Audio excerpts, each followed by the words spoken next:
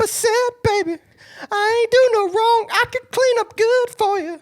Knowing right from wrong. Joey wants to make it so badly. $1 million baby. Don't at me. Hell nah. You rep my city for so damn long.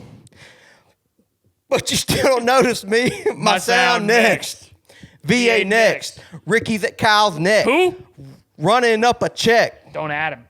Don't at him. Don't at him. He a bad little man. He not a diva. No matter what happens, he can't come between us again. I know they ain't friends. No. I took a Queen's Gambit. Showed around my friends. Tried to pick some energy up. It don't matter. Let me ask you a question. I know you haven't moved on. Oh, I know you lied. I've moved on. All night long. I'm trying to move on right now. All night long. All night. What you mean I changed? All Haven't stayed the night same. I thought we were switching it up right there. I've been losing my mind. Joey took this race from or something like that. I never represent, baby. Oh my goodness. We have to stop singing on this podcast. Nah, they love it. I don't know if they do. Well, I do. Oh, that's great. That's so funny. I forgot what I was gonna say. We've been doing this for 30 minutes. Yes. We have. That's what was that? It's hot as fuck. It is here, very by the way. warm in here. That just made it worse. Oh boy, what the hell was I gonna say? Joey's $1 million baby. Yeah, he is. I forgot he won the race. I was gonna say some shit. Well, I wish you. But your singing fucked me up. Well, I don't know. I can't read minds here. Yeah, I can't read my own. Clearly. I don't remember. It'll come to me. All right. Well, is that the only thing coming to you tonight? Probably. Welcome back to the Highline episode. God damn. Highline episode 104. I can't count that high. Clearly. Who got punched in the face this Trent week? Davis and Riley Embree. We got punched in the face. Let's do it. I think that would be old Kyle Busch. Who punched him? Ricky Gervais. Stenhouse. That was awful. I'm sorry. I apologize. Well, what did he say? This is the house. I think I might remember what I was going to say. These two have not been friends for a while. Because you said, we ain't friends no more or whatever in that song. Or something. You remember Chicagoland 2017? 18. Yes, it was 18 because it was after the July. Yeah, because Ricky won 17. Yeah, July and then they race. went back to the July race at Daytona, and 18. Ricky wrecked the whole field. And he went to his, went and got in Kyle's window and said, In practice. "I'm gonna beat your ass." Don't stop talking shit, or I'm gonna beat that ass. And then 6 years later, he did it. I don't know if he beat his ass. It's been a long day. Damn, he was waiting there for fucking 2 hours to beat his ass. Yeah, I've been there though. Who won this race? I don't even remember. Joey Logano has won this race. Does anybody care? No, No. it's an all-star race. Nobody cares who wins an Now- all-star race. This is true. Nobody cares about the all-star race. Your pick finished second, so it doesn't do you nothing. Doesn't help Thank me none. God. Thank God Denny couldn't get to him. He would have won the race if you could pass, but Yeah.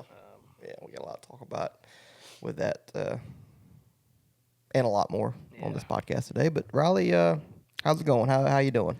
man, I am depressed. I am fucking depressed. Why? I've got the only sports I can watch now. Oh, yeah, the Avalanche and the Nuggets are out of the playoffs. The only sport I have is NASCAR. So one day a week I can watch sports. The Rockies suck. Nobody gives a fuck about the WNBA. That's it. That's it. My Nuggets. Cheer for the Timberwolves now. My Nuggets. I'm conflicted because I hate the Mavericks. I hate them. Why? Because Luka Doncic is a bitch, and I don't like Kyrie. You know, I don't like your coach or Jamal Mike Murray. Malone's the best coach in the NBA. Well, he, and I ain't going to get into that. I did not like his press conference after y'all lost in Game 7. That was embarrassing. I didn't watch it. It was embarrassing. What'd he say?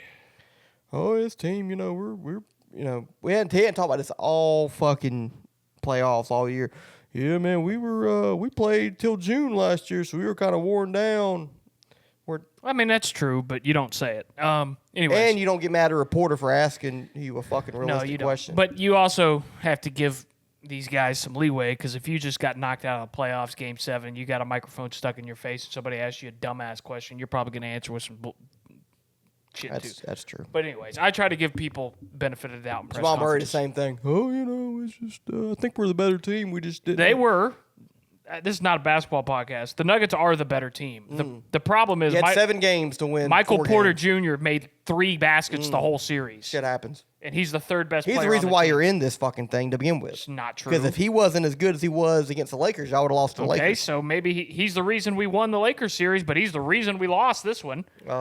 And if Jokic is good as you say he is, he needs to. Jokic had like 40 points in Game 7. He had like 34. He missed. Oh, wow. 34. He would only, led the game in scoring. Whatever. Gotta do more. Yeah, okay. All right, yeah. Anyway, they are the better team. If you give up a 20-point lead, that's at what I'm home, Saying. But it goes against your coach and your superstar, no matter what. No, it doesn't. No matter what. Not to objective people that know the game. They had no help. And Jokic didn't play that good in the fourth quarter. But He was out of gas. He sat 1 minute the whole game. He sat 1 minute the whole game. Josh Hart bad fucking has coaching. played every damn minute. It's bad coaching. So I think Mike Malone got out coached, but in Game 7.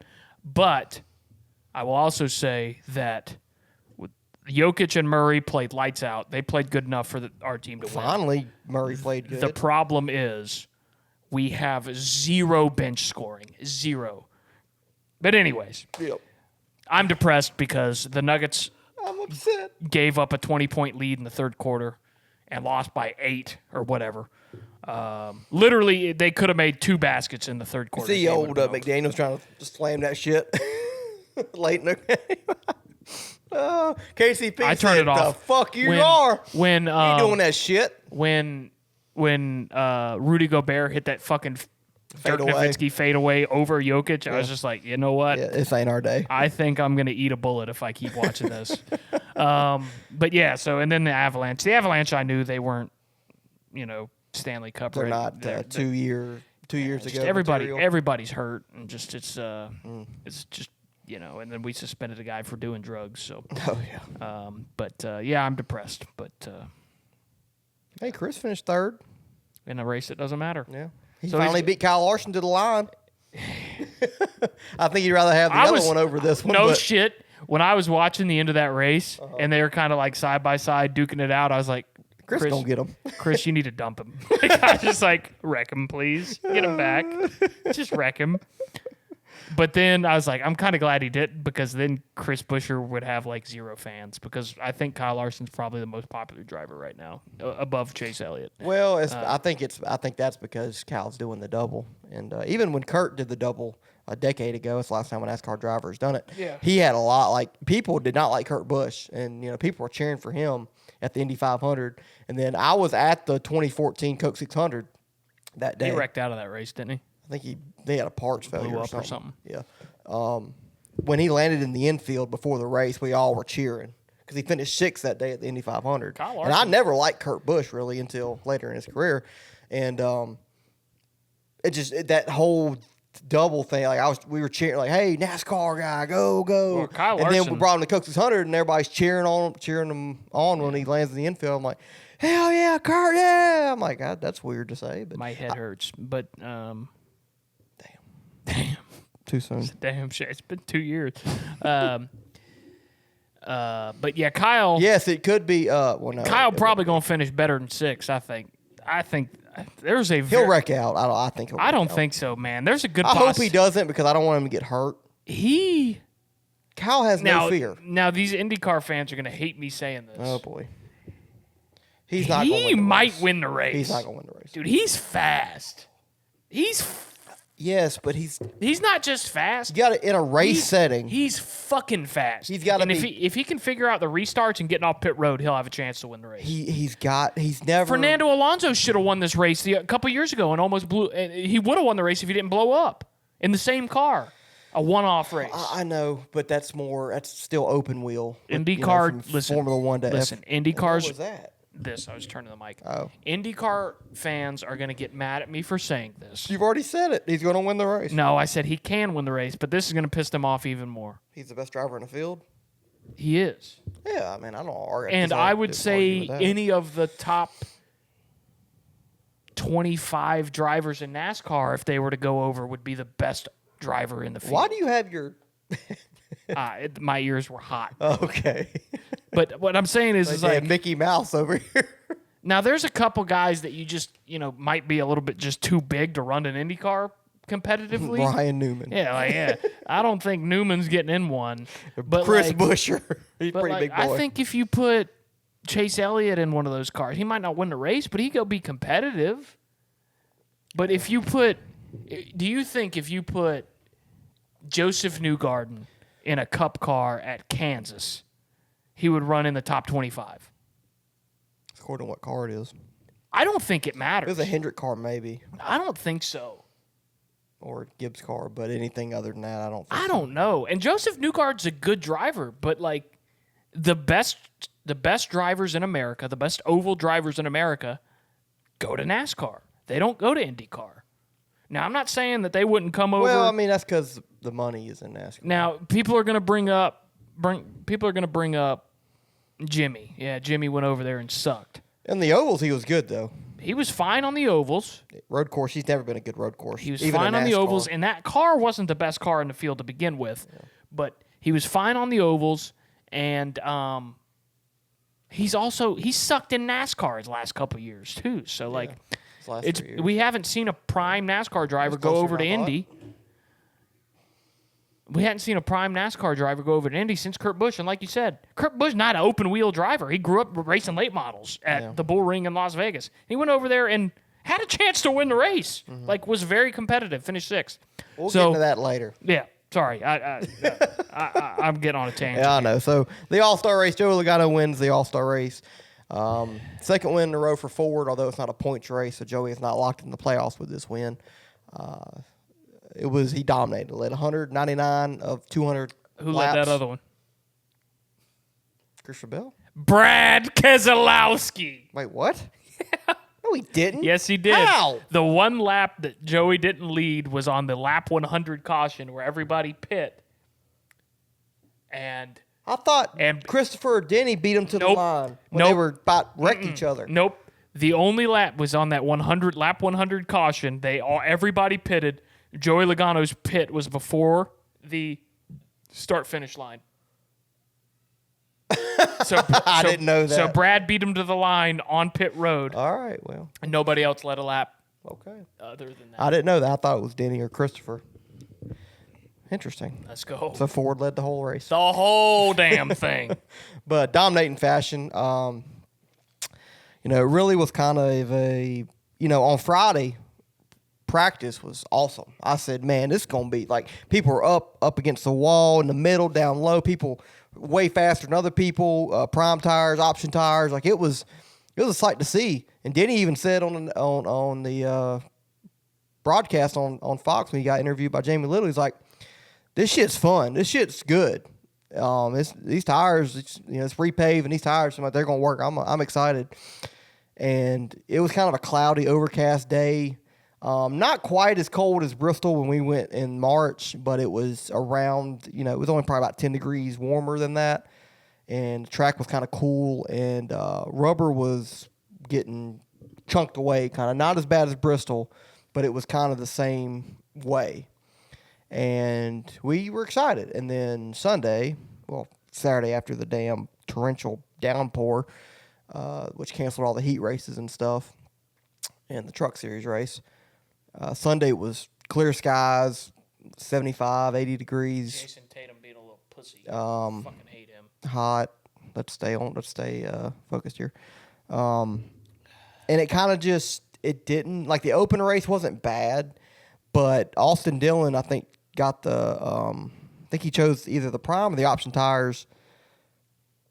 He did the opposite of what everybody else did on the last restart or whatever. And he only moved up from like 14th to 9th, and he was only like a 10th faster. than Ty Gibbs at the end of the race, and he only, like I said, he only moved up to ninth. And so that was kind of a concern right there. But it's like, hey, maybe it'll get better. The concern that I voiced that you did not believe. Huh? What do you mean? Oh, I on the voiced text this message. concern. Yeah, I said, okay, hey, okay. these tires are not doing what we wanted them to do. Yeah. And you're like, they're falling off. The Open, it did fall off more than the All-Star race. Not a lot, but it did fall off a little bit. Yes, it did. Okay. There's proof. Is it in the pudding? Cake. Oh. Anyways, so the Open kind of had me a little concerned. But I was like, maybe it's just, Austin Dillon's not a great driver, so maybe that's why he didn't only pick up a couple tenths faster by the end of that 100 laps. And then the All-Star race happens. We had an early caution with Ricky Stenhouse Jr. and Kyle Busch. Yeah. We'll get into that a little bit. And the top five, I think, stayed out. Or not top five, but 5 cars. I think it was all 5 Fords, wasn't it? Joey, Brad, Chris. It was 2 other people. Blaney, I think, stayed out. And It was Reddick. Reddick. So 4 Fords and a Toyota stayed out. And then everybody else came and got those. And Reddick fell back quick. But Not quicker than he was up there for a while, like in the top 5. yeah, but about 30 laps into the run, he started falling back. Yeah, so yeah, that's yeah. where everybody was like, okay, and then And so nobody else did. yeah, everybody else came down pit road and put the the prime tire on to save the option tires for later in the race. We get a late race caution. That's my thinking. I was like, man, that was a good idea. And I told you, I said, man, I think y'all should have pitted right there, the RFK cars, because, that you're going to be down a set of option tires at the end of the race, and they're supposed to be faster. And the top 5 ran top 5 after that restart for 30, 40 laps, and only Reddick, I think, got passed. I think that was it. The other top 5 just stayed top 5. Or the top 4 stayed top 4. I think Christopher Bell got up to 4. He might have passed Chris Busch or Brad. I think Brad did get passed a couple times by He finished like 17th, so. Well, he got passed, I think, on that first run by the prime tires. Yeah, he wasn't that by fast. Christopher Bell and I think Denny Hamlin and stuff like that. He wasn't that fast. Yeah, he wasn't a great car, but At the end of that first run, though, he was coming back. He was. yeah. He was because I think he's the best at saving his tires. Damn. He's always good at saving his tires. Every race they go to, but. Yeah, I mean he was up there for a little while, but then What my point is, it's like the tires just didn't wear as much as anybody thought. Everybody thought, hey, Well, if you run these option tires more than 60, 70 laps, then you'll see the fall off. And I mean that last run, Joey and Denny ran the prime or the option tires for 90 laps and. Nobody could catch them. So clearly, the experiment didn't work. Was it better than last year? I'd say yeah, not by a lot. There was some passing, but I think it might be a hot take. I don't think we should have an all-star race at a short track right now, because what makes short tracks great is long runs, tire fall off. Yeah. And with an all-star race, when you have short races, short stints. we're talking about this later. Huh? In RTT. What? What? What would you Well, do no, for the All-Star I'm race? just saying, like this North Wilkesboro is not a good track for the All-Star race. Sure. That does not mean I do not want it as a point race. I think it is the repave was awesome. It's the 400 best repave I've ever seen. A 400 lap race with 125 lap stage 1, 125 lap stage 2, and a 250 lap stage 3. That'd be awesome. We're good to go. Yeah, I think that would be pretty good with a tire that Well, wears. that's a 500 lap race, but you know what I mean. Yeah. That would be a good race because the tire wear strategy comes in a little bit more into play. And I know they tried to put this strategy in with these option tires and prime tires, but they were too close to each other. And you said this last week. The prime and option tires have to be at least a half a second difference by the end of a run. Which I think they were 0.3 of a Yeah, difference 3 at to the 4, beginning. like at minimum. But we were hoping like a second Yeah. fall off. You know, that would make the strategy come into Denny- play, and it just Yeah, didn't. it's-